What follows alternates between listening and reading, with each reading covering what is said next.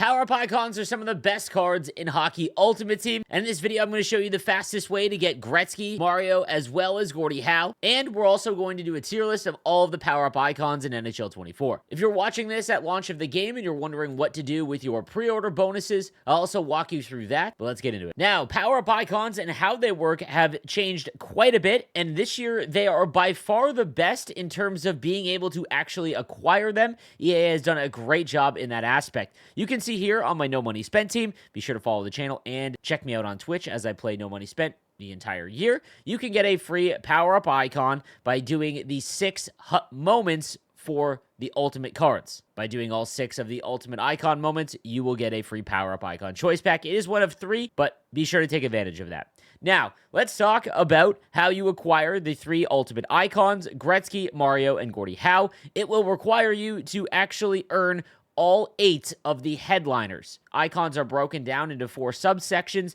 There's Vintage, Rookie, Playoff Hero, and Dynamic Duo. To create each headliner, you will need to go and cash in the specific icons required to make that headliner. For example, if you wanted Mark Messier's power-up icon, you will need to collect Curry, Scott Niedermayer, Ray Bourque, and Brad Richards. So we're going to talk about that a little bit later on in the video, but as you go along playing Hockey Ultimate Team, especially if you're free to play, these choices will matter early on, because obviously you're not going to be able to rush out and create all of them immediately. So while you're selecting some, you want to pay attention to which headliner you're chasing first. The other thing to note here, and the most insane change EA has made in HUT in regards to helping the player base, how you acquire these icons. If you take a look right here, there is a 0 for 40. It is a 74 plus gold card. It doesn't matter what kind of player it is. It just needs to be a gold card 74 and above. You trade in 40 of these and you will get a 1 of 8 of whatever subsection of icon that you want. Meaning that if you have Curry, Niedermayer, and Bourque and you just need Brad Richards, you don't need to wait to either pack it or go and find it on the auction house for an insane price.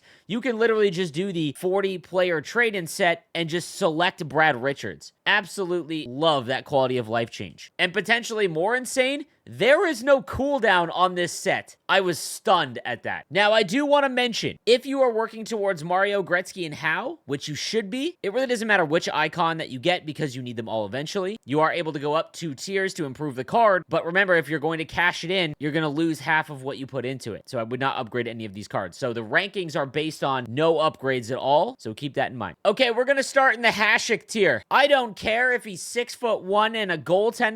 I don't care if he lets up 10 in HUT Champ. This is my goalie. I talk a lot about this. Make sure you use your favorite players. Dominik Hasek is one of my favorite players of all time. I got to watch him many times growing up as a kid from Southern Ontario. When I get Dominik Hasek, he will be my goaltender. That being said, in terms of competitive play, he's in the D tier. Also in the D tier is the 83 Boreas Salming. Back at you is just really not going to be useful for you on a defenseman. He does have okay size at 6'1" and 80 body checking. Defensive awareness is very low at 84, though. Speed at 85 and acceleration, it's like usable at launch, but I think that he'll be passed up quite quickly. Now, the D tier has a ton of cards, again, because for this ranking video, it is under the impression that you are not upgrading. For example, it would cost you thousands of coins to upgrade Martin Brodeur, and if you are a Devils fan, pay that and do that. But like I said, if you pack one of these and your goal is to get Mario, Gretzky, or Gordie Howe, you obviously don't want to do that because you will lose half if you refund and then trade up. So in the D tier, with tier 1, Martin Brodeur. Brad Richards comes in next. 82 overall, 6'1", 199, has playmaking forward as well as silver 1T. I think 1T on forward, while it's not terrible, it's just a lot more difficult to set it up to actually get him to use it. Whereas with defensemen, you know you can just send it back to the point and get a one-timer. He's got 84 speed, 84 acceleration. With playmaking forward, his agility goes up a little bit higher, but really not much here. So this is in the D tier. Also in the D tier is the 83 overall Johnny Busick. Does have power forward, 84 speed, 84 acceleration, 83 agility. Does get up to 87 balance. Shots in the low 80s. Is a pure winger as well. You can't play him at center. So also in the D tier. Phil Housley from the Buffalo Sabres. He's got offensive defenseman, which I actually love as a synergy because it jacks up all of his shot and defenseman usually tend to have lower shooting stats. He's got 86 passing, 90 defensive awareness. For anyone that doesn't know, defensive awareness is one of the most important stats, as it dictates how well they are at intercepting passes. Tape to tape is really just not a useful ability in Hockey Ultimate Team. So for all of that, in the D tier. Brett Hull in the D tier as well. Now, this one is a candidate to increase because at 85 overall, he gets accelerator boost. So his acceleration becomes 87. So his skating is a little bit better. And you notice that that shot total is now into the 90s. At 83, he's not brutal. He always has a really good shot at launch. It's just his skating is so bad that it's pretty tough. Ray Bourque, the playoff hero, 6 foot 223, offensive defenseman. In reverse is just not really all that usable on slower defensemen, and he's got 84 speed, 84 acceleration, and only 76 body checking. So even though he is an offensive defenseman and he shouldn't have really high body checking, things like that, his shooting isn't all that high either, so this would be a pass. Johnny Bower for the Toronto Maple Leafs does have Enforcer Defenseman as a synergy, and the reason why I want to point that out is because it's hard to find a defenseman with Enforcer Defenseman. But if you took, let's say, Marty McSorley as your team builder, he gets +2 to speed, making him 88 overall with gold truculent. Johnny Bower is one of the better backup goalies, or whoever has Enforcer Defenseman. So again, if you're collecting them all anyways, throw him as your backup goalie if you have that, sequence, but obviously don't use him in game. Bobby Clark, 82 overall with two-way forward and crease crasher, 5'10", 185, and he always has such brutal skating. It's just so hard to use Bobby Clark cards until, he gets some, decent skating abilities or something like that, because, 83 speed, it's just awfully tough to use. Rookie J.S. Giguère, and man, I had no idea Giguère was a Hartford Whaler. Cool looking card, 6'1", 202 with the power forward. Synergy does have butterfly effect. It's too early for me to give you a recommendation on abilities for goaltenders, because goaltenders are changing so much year over year. But yeah, again, there's going to be better base card options than Giguère. Milan Hajduk, 82 overall, 6 foot 190 with sniper forward. Sniper forward is essentially offensive defenseman. All of the shooting stats go up. This is a great synergy. Schneip, it's very hard to quantify Schneip if it does anything, because 90% of your shots that you think you're taking that are wrist shots are actually considered snapshot. So to get a wrist shot, you've actually got to pull back before you shoot, and a lot of people don't do that. And at 84 speed, 84 acceleration, and agility is a pure winger. This is a pass. Lanny McDonald is up next, 6 foot 185 with two-way forward. Heat seeker on a forward. I'm not really sure. Now, this does activate from behind the face-off dot, but it's just so far out that wrist shots really have a hard time beating goaltenders unless they're low far side. But even when I've noticed early on in NHL 24, low far side shots only work if the goaltender is tired. 84 speed, 84 acceleration, 83 agility is important to note, and is a pure wing. Teppo Numminen, 6'2", 198. It's got the two-way defenseman, synergy, and send it, which is completely useless. 83 speed, 83 acceleration, 79 agility. So he has the skating of a 1990s Plymouth Sundance. 82 body checking is okay at launch of the game. You'll notice that these stats are out of control early on, but his skating is just so hard to use. So this would be a pass. Mark Recchi's up next with the Carolina Hurricanes, the playoff hero, two-way forward and crease crasher. Skating is okay, 85 speed and acceleration, but his agility is so low. Agility, for anyone that does not know, is what dictates your cuts and ability to, control the puck out of dekes, things like that. It's very, very underrated in terms of the other two skating attributes. There's a reason why Elite Edges is so good at the beginning of the year, because you can really notice players that have a much higher agility rating. A pure winger, 74 body checking, 5'10", 195. It's a pass. Peter Stastny, 6'1", 200, does have the sniper forward. I almost put him in the C tier because his shot isn't bad, but tape to tape is just not really an ability that you're going to care about. 86 speed is okay, but 84 acceleration and then 81 agility. Just very tough to use. I'd play him at center, because center, you don't need his speed as much because you're breaking the puck out more with your wingers. And he does have 81 on the draw, so that might be the way to play. Then I'm so sad what they did to my boy, Mike Pekka, one of the best card arts in the game, the dynamic duo with Dominic Hasek. He's got grinding forward, which gets his body checking up, which is great. 84 speed, 84 acceleration, 82 agility. A lot of these icons, obviously, are much slower than some of the base cards and other cards that are out in the game. He does have 79 on the faceoffs. That's what I'm upset about, because I wish his faceoff rating was a little bit higher. And Relentless is legitimately the most pointless ability. And then lastly, in the D tier, from the Edmonton Oilers, we've got Ryan Smith. He has the power forward ability, 86 speed, 86 acceleration, which isn't bad. He's a pure winger, though, and unless you're someone that goes for tip shots all the time, obviously Big Tipper isn't really going to help you out. It's his body checking being at 75, even though he's 6'2". Not really sure of why that is, but that's what keeps him out of the C tier. Onto the C tier.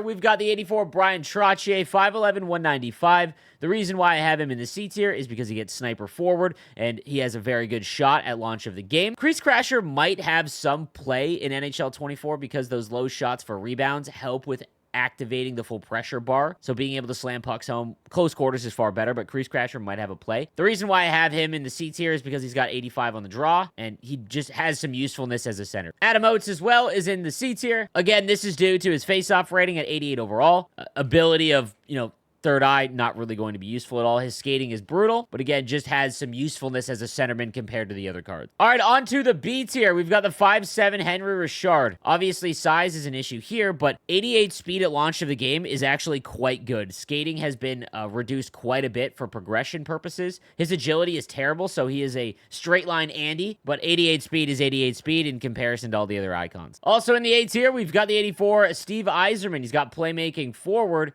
as well as elite edges. Elite edges makes him extremely viable. 86 speed, 86 acceleration with 83 agility. He's got good face-offs at 85. Defensive awareness is good as well. The only thing low on him is body checking. Just a really, really good card. Again, another candidate for a card to increase. He gets a shooting boost as tier 3 with elite edges. 87 speed, 87 acceleration, 90 shot. Like, this is a good card if you want to upgrade him. But again, you're obviously going to have to get 2 of them if you're looking for Mario, Gretzky, and Howe. Lastly, in the B tier, we've got Yari Curry. He's got sniper forward, a big rig. Again, I think he gets a gigantic boost once he gets to tier 3, but again, you're not going to want to do that unless you are going to make 2 of him, and at that point, it becomes very good. 87 speed, 87 acceleration, 88 agility, gets sniper forward, and shooting boost, so his shot is great. You can't even play him at center if you're good on the draws at 82 faceoffs. A very well-rounded card, and also gets close quarters. So again, if you are to upgrade him, he's very good. On to the A tier. We've got the Quebec Nordiques rookie Joe Sakic, 87 speed, 90 acceleration, 87 agility. It's hard there's not a lot of cards that actually get to 90 skating stats at launch. His shot is great. Even at 84 overall, his wrist shot is almost maxed out. That will dominate base goalies early on in the game. He's got good face-offs at 83 overall. Hand stats are all good. This is a great card to upgrade to tier 3 if you are going to make 2 of them. To be honest, I probably will because his wrist shot almost gets to 99. He's got 88 speed, 91 acceleration, and 89 agility. Great card all the way around. Paul Coffey checks in next. Again, at 84 overall, he's 6'2", 87 speed, 88 acceleration. Agility is pretty rough. However, at tier 3, he does get elite edges. His shot is very good, and he gets offensive defenseman for a defenseman. 87 defensive awareness is great. Body checking at 80 isn't awful in comparison to some of the other cards. And again, if he might be a candidate to upgrade as well, he gets to 88 speed, 89 acceleration, and his shot will be over 90 with both of these synergies activated. Seeing Eye is fun for anyone that goes for tip shots, and then obviously he gets elite edges. Elite edges activates without the puck as well, so if you have a defenseman with elite edges, you can really go left and right and keep up with players quite well. LaFontaine is up next with sniper forward and silver quick draw. I think having a centerman with quick draw on it is very useful. Speed at 88, acceleration 88. Obviously, that makes him a lot more viable. His shot is actually in the high 80s as well. Defensively, he's a mess. At tier 3, he almost gets to 90 skating as well, so something to keep in mind, but I wouldn't spend the coins to upgrade him. Another one of my favorite players, and a card that I will be putting in my lineup simply because he is one of my favorites. Sniper forward on Peter Forsberg. I also think that the 5'10 is not accurate, but I could be wrong about Forsberg. 87 speed, 86 acceleration. His agility is very low. He does get agile dangler boost at tier 3, though, so that does help it out quite a bit. You can play him at center at 82 on the draws. At tier 3, here is what he looks like. Again, very well-rounded. And just a fan favorite. It's Peter Forsberg. This one's gonna stun some people. The 84 Stan Mikita. Yeah, you heard me right. 5'9", 169. He's got two-way forward, 89 speed, 89 acceleration, gets to 89 agility with two-way forward activated. Total Eclipse is not a very good ability at all. But at tier 3, he gets unstoppable force. Even without it, like at launch and you just had the tier 1 version, 90 defensive awareness, as well as 83 on the draw. But if you can get him to tier 3, like, you're laughing. I think it's actually quite a usable card. Unstoppable unstoppable force makes the smaller players that have good agility very viable. We've seen smaller cards at launch of the game be very effective because the bigger guys don't have enough speed to keep up, especially if they are one of the shiftier cards. And lastly, in the A tier, we've got the 82 Larry Murphy, 6'1", 215 with two-way defenseman. He's got silver 1T. I think 1T on a defenseman is worth it. 86 speed, 86 acceleration. I like his size and defensive awareness and stick checking. Larry Murphy is always a pretty good card. And finally, in the S tier, I gotta say, I had no idea Rod Brind'Amour was a St. Louis Blue at any point. However, he's 6'1", 205, 87 speed, 85 acceleration and agility. However, he's got 87 on the faceoffs, 83 on the body checking, and that's without any synergies activated. He gets 90 faceoffs if you get two-way forward activated. Born Leader is better at the beginning of the year, then slowly becomes a little more useless. Again, if you get him up to 85, get playmaking boost activated on him. Like, he's got good skating and great defensive abilities, 85 body checking, just a far more usable card than a lot of the icons at launch of the game. Also in the S tier, we've got the 84 Nick Lidstrom, two-way defenseman, has a silver elite edges, 6'1", 190, 87 speed, 87 acceleration, and 88 agility. Also has a decent shot. I like the fact that he's got a really good wrist shot. But 84 body checking and then great defensive awareness and stick checking as well. And that's without upgrading him. Again, another card that would be a candidate for upgrading. Gold Quick Pick is very good. 88 speed, 88 acceleration, 90 agility. Shots all now in the low to high 80s. Good defensive awareness without any abilities. And he gets shooting boost as well. This is like, again, an S-tier icon for sure. And lastly, among the non-headliners, we've got the 83 Scott Niedermayer, two-way defenseman, and Silver Seeing Eye. 88 speed, 88 acceleration is what makes him viable. Great defensive awareness. And again, if you do go the route of upgrading him, he's got, just very good skating. His defensive awareness is almost maxed at launch of the game. That's important. And body checking will now touch 80, which again, I think is the threshold at launch of the game. So just a very good card all the way around, and he would be one of the 3 S-tier cards in my opinion. All right, now it is time to discuss the headliners. Now again, these are the cards that require 4 separate of the lower overall icons to trade in and then acquire these 8 headliner cards. What I'll do for these ones is I'll try to rank them 1 through 8. Again, team context is always going to be important, and it is just my opinion. If you have a favorite player, I can't stress this enough. Please take your favorite player. Another thing to note, if you have a headliner that you want more than one of the lower overall icons, pay attention to that and go after the 4 icons that you want to trade in for that headliner. I'm going to talk about Teemu Selanne, for example. So, for example, Teemu Selanne, you'll need Joe Sakic, Phil Housley, Jaguar, and LaFontaine. So even if you don't want any of these cards, honestly, Sakic is really good, but you get them in a choice pack, I would probably go for these first to get Teemu Selanne. Again, you're going to have to use these cards for a while before you can trade them in for the ultimates, so you might as well get the headliners that you want first. For reference, you guys can come back to this part of the video. I will show you who you require to trade in for each of the headliner cards. If you want Mark Messier, it's Curry, Niedermayer, Bork, and Richards. For Maurice Richard, it is Lidstrom, Brodeur, Lanny McDonald, and Mark Recchi. For Chris Chelios, it is Yzerman, Brind'Amour, Teppo Numminen, and Ryan Smith. For Teemu Selanne, Joe Sakic, Phil Housley, J.S. Jaguar, and Pat LaFontaine. For Dennis Potvin, it is Brian Trottier, Johnny Busick, Johnny Bauer, and Henry Richard. For Jean Beliveau, it is Stan Mikita, Boreas Salming, Bobby Clark, and Peter Stastny. For Henrik Sedin, it is Paul Coffey, Brett Hull, Larry Murphy, and Adam Oates. And for Daniel Sedin, it is Dominic Hasek, Peter Forsberg, Milan Hajduk, and Mike Pekka. We'll start down at the bottom at number 8 among headliners, in my opinion. Again, you will have to trade them in for Mario, Gretzky, or Howe, so I would not recommend upgrading them, especially because they are very expensive, unless you intend to have them on your team forever. But just know that you will have to then make another Daniel or Henrik Sedin, for example. Daniel Sedin is just super mediocre of a card. Schneip and Gold 1T, again, I think Gold 1T is just much more effective on a defenseman. 85 speed, 87 acceleration with accelerator boost. His shot is in the mid-80s. He's a pure winger. Body checking 78. They just do the Sedin so bad. He is by far number 8. Coming in at number 7 is Henrik Sedin. He does get accelerator boost and playmaking forward. His superstar abilities are pointless in my opinion. 86 speed, 88 acceleration, and 90 agility, so a bit better of a skater. 6'2". Mid-80s shooting. His hand stats are pretty good. 80 on the draw, so that's like super low for that. It's kind of like the bar that which you'd want your centerman to be. So again, just there's far better options here. Number 6 is the 85 Chris Chelios, two-way defenseman as well as accelerator boost. Send It, as I've mentioned, is a pointless ability in Hockey Ultimate Team.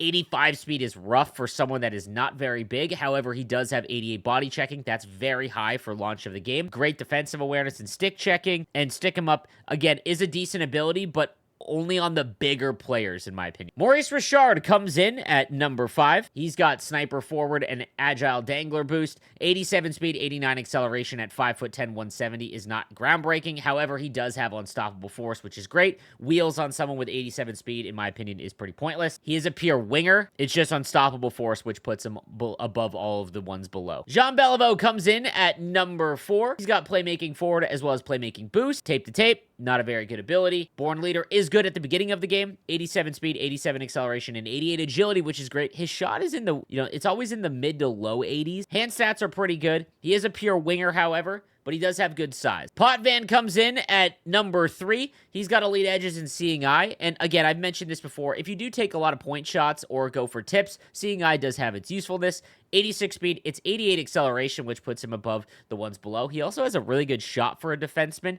83 body checking with synergies is okay. Good defensive awareness. This is a pretty well-rounded card. Number 2 is Mark Messier, and this is not nearly as good as the Edmonton Oilers version from NHL 23. 85 speed, 86 acceleration with the boost, which is brutal. However, because he is a center, it's the position that needs speed the least, in my opinion. Silver Quick Draw is very useful. 91 on the draws. There is not a lot of centermen at the launch of the game that have 90 faceoffs. He's got a pretty good shot, good body checking, just an all-around good forward card. And number 1, and it's really not close, 85 overall, Teemu Selanne. He's got sniper forward and defensive boost, which is probably the best combo of synergies at launch. 91 speed, 91 acceleration. His agility is pretty low, but he's a pure burner. Good shot in the mid to high 80s. And same with defensive awareness and stick checking is actually quite high. This is the one I would chase after to start. Okay, on to the ultimate icons. You will need to trade in 8 of the headliners that I just mentioned. All of these are god tier. They all have their own special parts about them. We'll start first with Wayne Gretzky. Playmaking forward as well as playmaking boost. You can also get defensive boost and sniper forward, which makes this card even more nuts. Gold unstoppable force, which is the best ability in the game, or one of them. And the combo of elite edges is incredible. 92 speed at 88, and when you upgrade him and get to 90, he is one of the fastest cards in the game. 93 speed, 93 acceleration, 96 agility, 95 on the draws. Almost perfect defensively. The only thing he lacks is the ability to body check, but you can't go wrong. This card is going to be a handful to defend early on. For the first time ever, Gordie Howe's card is actually in the mix with these other guys. At 88, he gets power forward and playmaking boost, 89 speed, 90 acceleration, so lower than Gretzky. Gold truculence, silver close quarters, and unstoppable force. At tier 3, Gordie Howe is a problem. 92 speed, 91 acceleration, high 80 shooting. Defensively, he is fantastic. Body checking's 94. He is the power forward version of Wayne Gretzky. This is an incredible ability combo, and there's an argument to be made that with a certain type of player, Gordie Howe is more useful than both of these other options. But then finally, they went and made Mario legit unstoppable. So I'll show you at 90 overall. He's got defensive boost and playmaking forward. 91 speed, 91 acceleration, gold close quarters. They gave him unstoppable force. 90 faceoffs, 95 defensive awareness. Hand stats are almost max. Shooting, among the best in the game. This is the chase. Any of these 3 are fantastic, but good lord, I could not believe they gave unstoppable force to Mario Lemieux. I hope this helps. Make your decision with your pre-order bonuses or who you're chasing with the power-up icons. Be sure to follow me on Twitch. I go live every single day. Twitch.tv/nosleeves12. I'll see you next time. Have a good one.